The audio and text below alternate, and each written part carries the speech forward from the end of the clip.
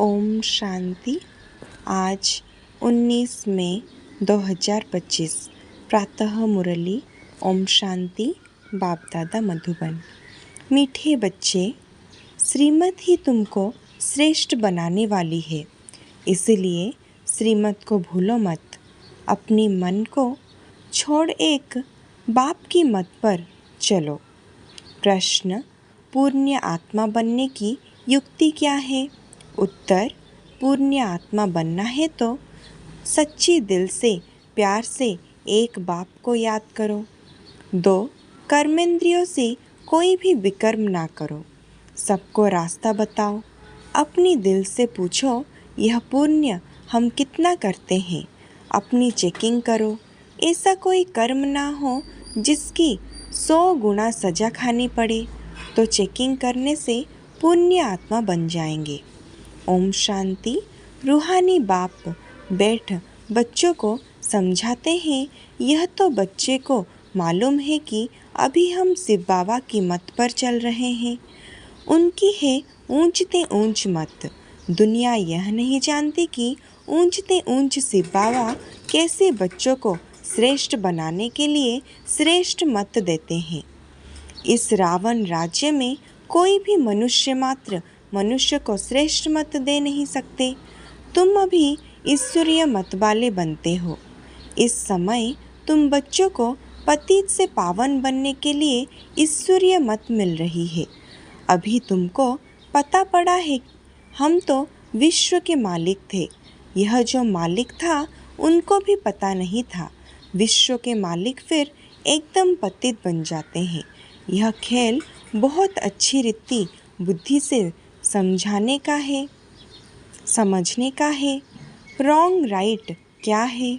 इसमें है बुद्धि की लड़ाई। सारी दुनिया है रॉन्ग, एक बाप ही है राइट। सच बोलने वाला, वह तुमको सचखंड का मालिक बनाते हैं, तो उनकी मत लेनी है। अपनी मत पर चलने से धोखा खाएंगे, परंतु वह है गुप्त, है भी निराकार। बहुत बच्चे गफलत करते हैं, समझते हैं यह तो दादा की मत है।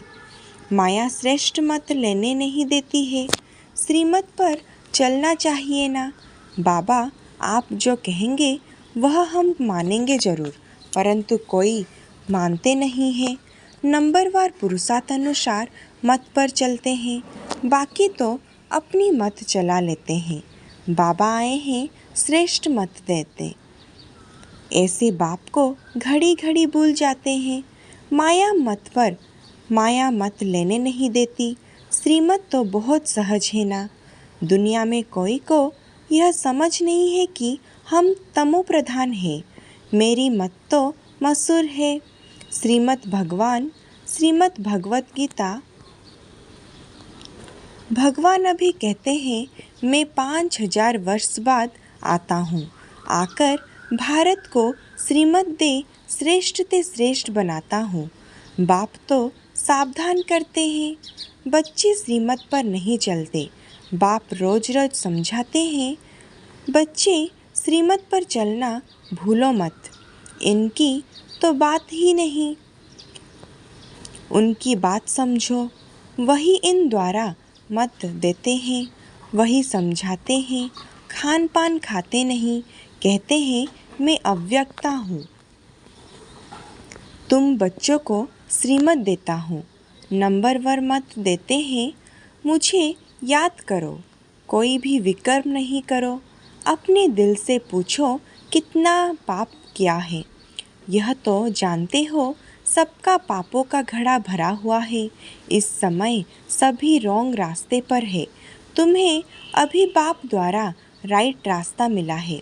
तुम्हारी बुद्धि में सारा ज्ञान है। गीता में जो ज्ञान होना चाहिए वह है नहीं। वह कोई बाप की बनाई हुई नहीं है। यह भी भक्ति मार्ग में नोंद है। कहते भी है भगवान आकर भक्ति का फल देंगे। बच्चों को समझाया है, ज्ञान से सद्गति भी सबकी होती है, दुर्गति भी सबकी होती है। यह तो दुनिया ही तमो प्रधान है, सतो प्रधान कोई है ही नहीं। पुनर्जन्म लेते लेते अब पिछाड़ी आकर हुई है। अब मौत सबके सिर पर खड़ा है। भारत की ही बात है, गीता भी है देवी देवता धर्म का शास्त्र, तो तुम्हें दूसरे कोई धर्म में जाने से क्या फ़ायदा। हर एक अपनी अपनी कुरान बाइबल आदि ही पढ़ते हैं, अपने धर्म को जानते हैं।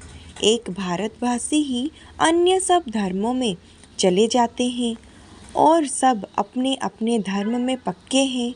हर एक धर्म वाले की शक्ल आदि अलग है।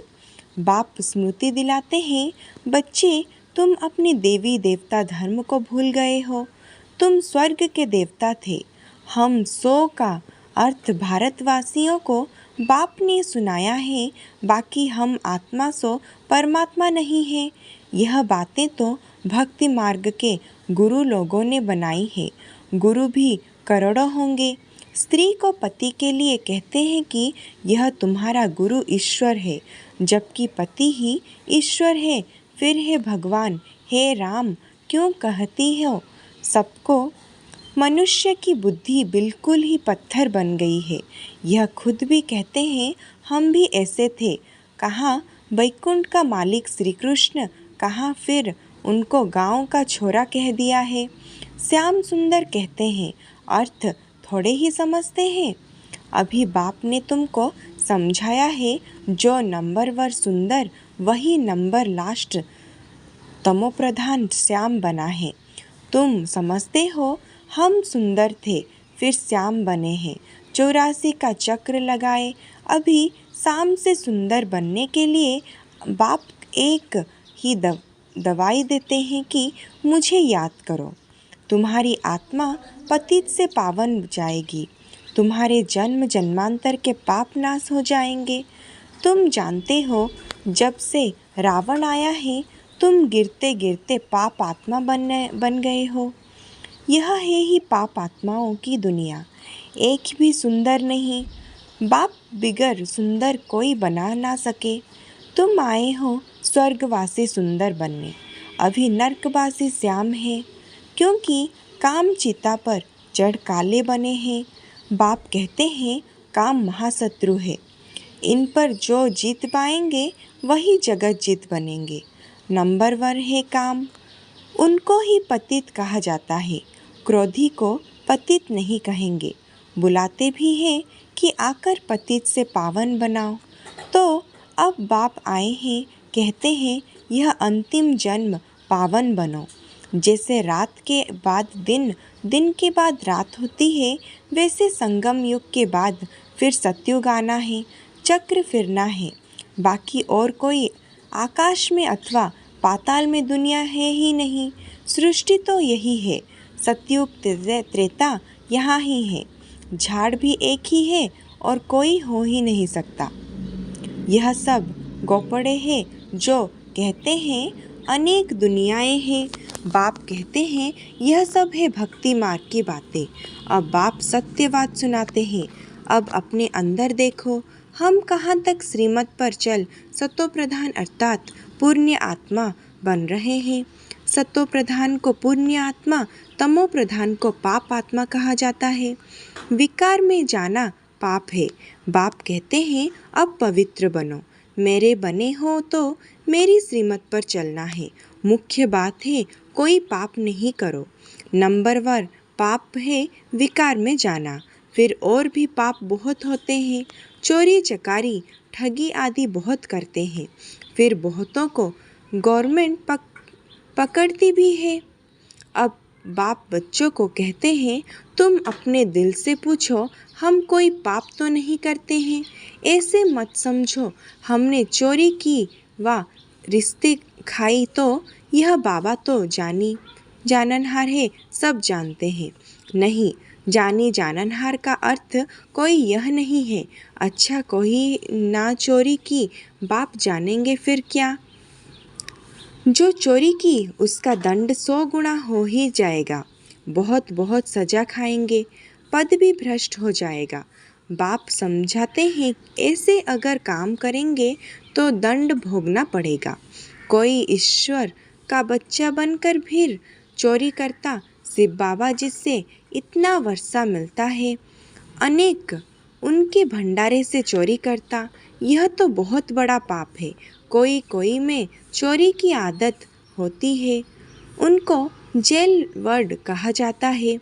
यह है ईश्वर का घर, सब कुछ ईश्वर का है ना। ईश्वर के घर में आते हैं बाप से वर्षा लेने, परंतु कोई कोई की आदत हो जाती है, उसकी सज़ा 100 गुना बन जाती है। सजाएं भी बहुत मिलेंगी और फिर जन्मवाई जन्म इट्टी घर में जाए जन्म लेंगे तो अपना ही नुकसान किया ना। ऐसे बहुत है जो याद में बिल्कुल नहीं रहते, सुनते कुछ नहीं, बुद्धि में चोरी आदि के ही ख्यालत चलते रहते हैं। ऐसे बहुत सत्संग में जाते हैं, चप्पल चोरी कर लेते, उनका धंधा ही यह रहता है। जहाँ सत्संग होती वहाँ जाकर चप्पल चोरी कर आएंगे। दुनिया बिल्कुल ही ईटी है, यह ही ईश्वर का घर। चोरी की आदत तो बहुत खराब है। कहा जाता है कख का चोर 100 लाख का चोर।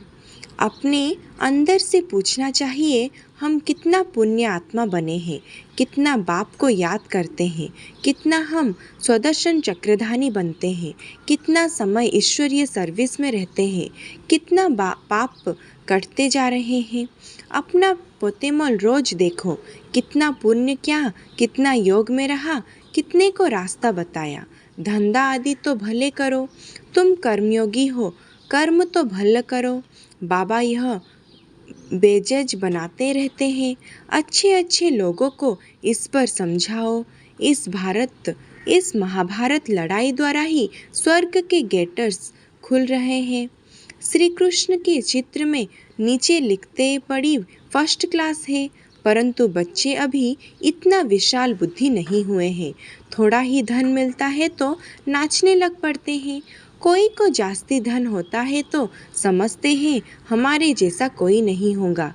जिन बच्चों को बाप की परवाह नहीं, उन्हें बाप जो इतना अविनाशी ज्ञान रत्न का खजाना देते हैं, उसकी भी कदर नहीं रहती है। बाबा एक बात कहेंगे वही दूसरी बात कर लेते। परवाह ना होने के कारण बहुत पाप करते रहते हैं। श्रीमत पर चलते नहीं, फिर गिर पड़ते हैं। बाप कहेंगे यह भी है ड्रामा, उनकी तकदीर में है ही नहीं। बाबा तो जानते हैं ना, बहुत पाप करते हैं। अगर निश्चय हो कि बाप हमको पढ़ाते हैं तो खुशी रहनी चाहिए। तुम जानते हो हम भविष्य नहीं दुनिया में प्रिंस प्रिंसेस बनेंगे, तो कितनी खुशी रहनी चाहिए। परंतु बच्चे तो अभी तक भी मुरझाते रहते हैं, वह अवस्था ठहरती नहीं है। बाबा ने समझाया है विनाश के लिए रिहर्सल भी होगी, कैलामिटीज़ भी होंगे, भारत को कमज़ोर करते जाएंगे। बाप खुद कहते हैं यह सब होना ही है, नहीं तो विनाश कैसे होगा। बर्फ़ की बरसात पड़ेगी, फिर खेती आदि का क्या हाल होगा। लाखों मरते रहेंगे, कोई बदलाते थोड़े ही है। तो बाप मुख्य बात समझाते हैं कि ऐसे अपने अंदर जांच करो, मैं कितना बाप को याद करता हूँ। बाबा आप तो बड़े मीठे हो, कमाल है आपकी। आपका फरमान है मुझे याद करो तो 21 जन्म के लिए कभी रोगी नहीं बनेंगे। अपने को आत्मा समझ बाप को याद करो तो मैं गारंटी करता हूँ सम्मुख बाप तुमको कहते हैं, तुम फिर औरों को सुनाते हो। बाप कहते हैं मुझ बाप को याद करो, बहुत प्यार करो। तुमको कितना सहज रास्ता बताता हूँ, पतित से पावन होना है। कोई कहते हैं हम तो बहुत पाप आत्मा हैं। अच्छा फिर ऐसे पाप नहीं करो, मुझे याद करते रहो तो जन्म जन्मांतर के जो पाप है वह इस याद से भस्म होते जाएंगे। याद की ही मुख्य बात है। इनको कहा जाता है सहज याद। योग अक्षर भी निकाल दो। सन्यासियों को हठ योग तो किस्म किस्म के हैं, अनेक प्रकार से सिखलाते हैं। इस बाबा ने गुरु तो बहुत किए हैं ना। अभी बेहद का पाप कहते हैं, बेहद का बाप कहते हैं, इन सब को छोड़ो। इन सब का भी मुझे उद्धार करना है और कोई की ताकत नहीं जो ऐसे कर सके। बाप ने ही कहा है, मैं इन साधुओं का भी उद्धार करता हूँ, फिर यह गुरु कैसे बन सकते? तो मूल एक बात बाप समझाते हैं, अपनी दिल से पूछो, हम कोई पाप तो नहीं करते हैं? किसको दुख तो नहीं देते हैं? इसमें कोई तकलीफ नहीं है। अंदर जांच करनी चाहिए, सारे दिन में कितना पाप किया, कितना याद किया। याद से भी पाप भस्म होंगे। कोशिश करनी चाहिए, यह बहुत मेहनत का काम है। ज्ञान देने वाला एक ही बाप है। बाप ही मुक्ति, जीवन मुक्ति का रास्ता बतलाते हैं। अच्छा, मीठे मीठे सिक्की लद्दे बच्चों प्रति माता पिता बाप दादा का याद प्यार और गुड मॉर्निंग। रूहानी बाप की रूहानी बच्चों को नमस्ते। धारणा के लिए मुख्य सार, बाप जो अविनाशी ज्ञान रत्न का खजाना देते हैं उसका कदर करना है। बेपरवाह बन पाप कर्म नहीं करना है। अगर निश्चय है भगवान हमको पढ़ाते हैं तो अपार खुशी में रहना है। ईश्वर के घर में कभी चोरी आदि करने का ख्याल ना आए, यह आदत बहुत गंदी है। कहा जाता, कख का चोर लख का चोर। अपने अंदर से पूछना है, हम कितना पुण्य आत्मा बने हैं। वरदान, निर्मल दिल शिकस्त असमर्थ आत्मा को एक्स्ट्रा बल देने वाले रूहानी रहमदिल भव। जो रूहानी रहमदिल बच्चे हैं वह महादानी बन बिल्कुल होपलेस केस में होप पैदा कर देते हैं। निर्बल को बलवान बना देते हैं। दान सदा गरीबों को, बेसहारे को दिया जाता है। तो जो निर्बल दिल शिकस्त असमर्थ प्रजा क्वालिटी की आत्माएं हैं, उनके प्रति रूहानी रहमदिल बन महादानी बनो। आपस में एक दूसरे के प्रति महादानी नहीं, वह तो सहयोगी साथी हो, भाई भाई हो, हम शरीक पुरुषार्थी हो, सहयोग दो, दान नहीं। स्लोगान, सदा एक बाप के श्रेष्ठ संग में रहो तो और किसी के संग का रंग प्रभाव नहीं डाल सकता। अव्यक्त इशारे, रूहानी रॉयल्टी और प्योरिटी की पर्सनालिटी धारण करो। प्योरिटी के साथ साथ चेहरे और चलन में रूहानियत की पर्सनालिटी को धारण कर इस ऊंची पर्सनालिटी के रूहानी नशे में रहो। अपनी रूहानी पर्सनालिटी को स्मृति में रख सदा प्रश्न चित रहो तो सब प्रश्न समाप्त हो जाएंगे। अशांत और परेशान आत्माओं के आपकी प्रसन्नता की नज़र से प्रसन्न हो जाएगी।